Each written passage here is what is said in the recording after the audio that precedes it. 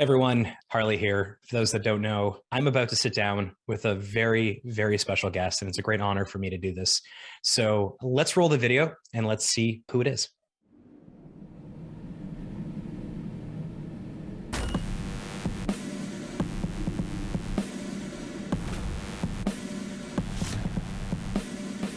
Seven Grand Slam titles, 4 Olympic gold medals. What a joy to welcome the iconic, the legendary Venus Williams. Please, everybody, welcome Venus Williams. Please welcome Venus Williams.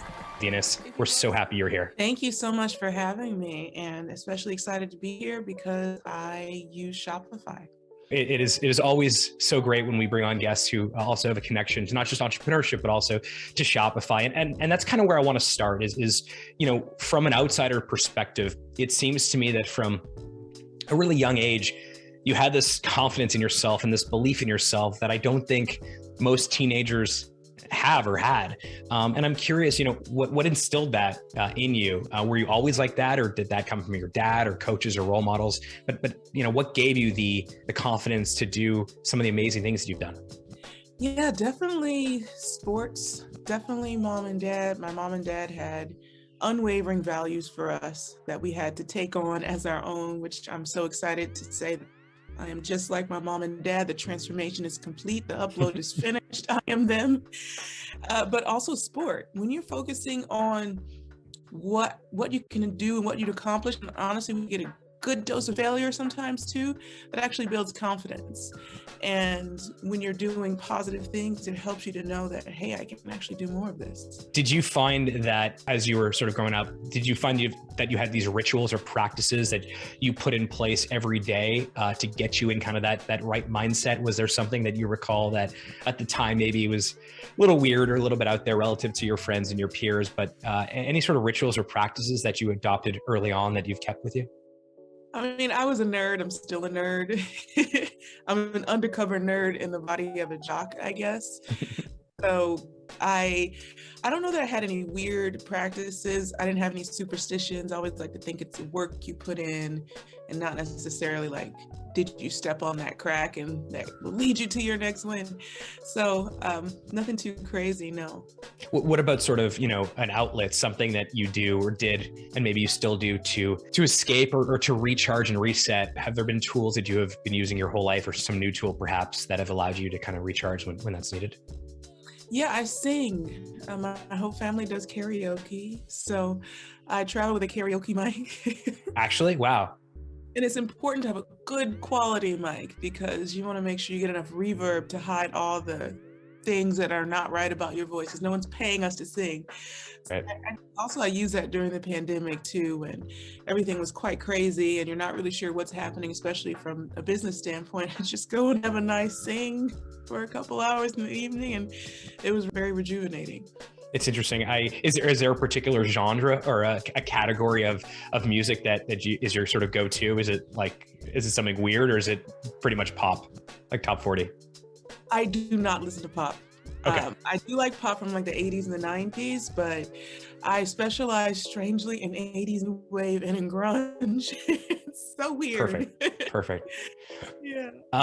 Sort of on the sort of topic of success, as we sort of, move from 80s grunge and karaoke, I'm curious to know, how do you define success for yourself? How do you celebrate success? One of the things that I think entrepreneurs are bad at are celebrating success. I feel like as an entrepreneur, or frankly, any high performance athlete, you kind of go from, challenge to challenge. And often we don't necessarily take a moment to say, hey, that was really great. I'm glad that, I feel good about that. So the first question is, how do you define success in your life? And then also, how do you celebrate if you do?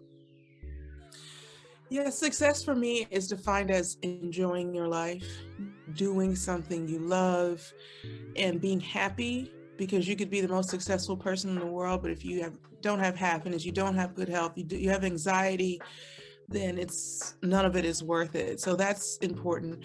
I learned also to celebrate my success and to pat myself on the back the hard way. I was playing this US Open match. I think it was like I don't know, a quarterfinal or a semifinal, very important one. And all I could think about was how terrible I was playing and how I wasn't doing what I wanted to do. And it wasn't until I looked back after the match had been lost that I was leading like 6-1, 3-1. The match is almost over, and I was so hard on myself about not being absolutely perfect that I ended up losing this match. And that was a hard lesson to learn, but then I learned, okay, as much as you're type A and you want to succeed, you also have to congratulate yourself on the things that you have accomplished as well. And so ever since that time, and people that I'm mentoring, that I play tennis, or even with my teams, it's about celebrating the accomplishments too. It feels like when you are high performing, whether you're a high performing team or an individual or you're type A, which I happen to know a lot of the people watching right now very well, and a lot of them are hard driving, leaders and builders and people that deeply care about their craft. And sometimes it's difficult to say, hey, that was really good, because you tend to kind of find, you tend to only see the faults as opposed to some of the actual, hey, that was really great. I'm really glad that play was made perfectly. And sometimes it's difficult to zoom out. And I think that's most entrepreneurs that use Shopify probably face the same thing as well. Yeah, I would imagine so. But also people are using Shopify because it makes their life easier. So that way they can have a reason to celebrate. And also I love how it makes it, I don't know, we're going to talk about this probably, but it makes it so much easier to learn and to grow. And I felt like years ago, I started out I don't really sit in the e-commerce digital area, but it became a love of mine just because I started reading the blog. So I started reading the Shopify blog, and then I just realized, God, I love e-com. I was sitting in design and all these other areas, and then I have a huge involvement with e-com to this day, and I'm on with our team meetings twice a week with our digital team and marketing team, and I sit there and we just brainstorm, have a great time. I love it. We'll get to 11 because I want to talk a bit about it, because I assume this was intentional, but the design itself, I know aesthetics matter to you a great deal. That's obviously part of one of your businesses that you own is a design company. But I want to talk a little bit about how you thought about designing 11, because I think it's a beautiful, beautiful online store. Before we kind of get into that, I want to just go back a little bit to about your tennis career, and as someone, as you sort of self-define as someone who's type A, I'd like to talk a bit about some of these challenges. And is there a particular challenge that you face in your career that stands out, that, whether it was a great learning experience or just something that is sort of bookmarked in your mind of like, yeah, that was probably the most difficult time for me? Yeah, I think just learning to look at yourself, right? That was definitely one of the most, not difficult, but in the sense that when you lose, it's difficult, but also the biggest opportunity is looking at yourself. And I had just a really big loss at one point in my career. I was only 19. So, these losses come big on a world stage. And I had the opportunity to play my sister in this US Open final. She was 17, I'm 19, but I just couldn't pull it together. I was just so nervous, just choked my way to a loss. And after that, I really had to take a really even better look at myself and just realize, okay, I really have to do what it takes. And I didn't know the names of this at that time, but really focusing on my process and executing my process. And no matter what happens, I execute the process. And if something goes wrong in this process, I do what I'm supposed to do. Those core competencies, I execute those no matter what's happening on the court, what's happening with my opponent.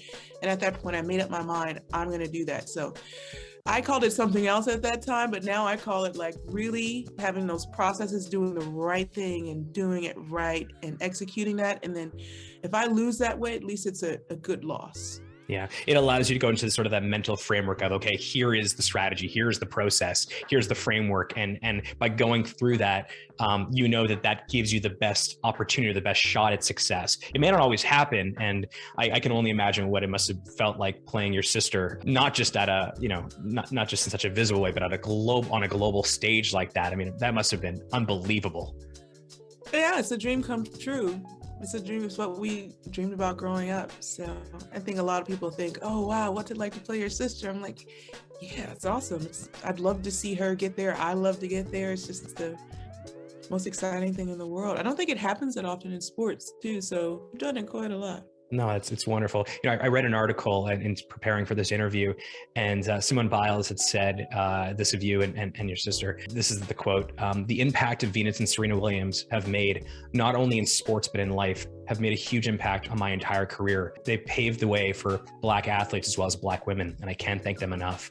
And I think part of what makes you so special and so unique and so, frankly, inspiring is that you are a big advocate for others, but also for things like mental health and self-care. And watching, I remember watching you back, fellow athletes like Naomi Osaka, for example, who have also been public about putting their mental health first. I'm curious, how do you manage your own mental health? And was that always something that was important to you, or is that something that sort of came later in life?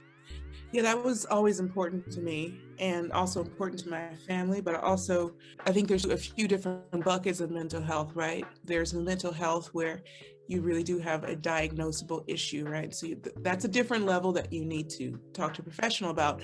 And then there's different levels of just taking care of your mental well-being. And I feel like I sit into that bucket, and a lot of us do. We're in that bucket.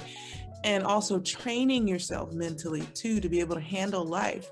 Life's beautiful, but it can be very hard. And so how do you handle it? And some people cannot because they have not had that mental training, and that starts at an early age. And let's say you didn't get that, then it's something that you can be intentional about and train yourself for. And also, before you get to these situations, think about how you want to handle it mentally. And that's something that I do on the court too, is, okay, when I get here to this point, it's match point, or I'm about to lose, or whatever it's about to be, how do I want to handle this? How do I want to feel? How do I want to step up to that line? So mental strength is not just, some people are born with it, but also it's something that you can acquire. So it's a work on it and visualize long before you get to that meeting or to that stressful situation, or the deadlines are piling up and the next thing you know, you're screaming. Long before you get there, how do you want to handle it? And how do you handle these situations? And that's intentional. And my mother was always a very strong component of that. My dad was to mental training. So I actually had that growing up, which is very interesting. And also just hopefully being in situations that you can choose. Not all of us have that choice, but I just remember at a young age just being in a car and going to an event that I didn't want to be at. And I realized at that point in time, like, I really have to control my life. I can't just participate in it. I have to actually live it. And taking that moment at that time to say, yes, my yes is always yes. If I say yes, it means I can achieve it. And if I have not given my word, it means I cannot. So I'm very clear on what I can do and what I can do.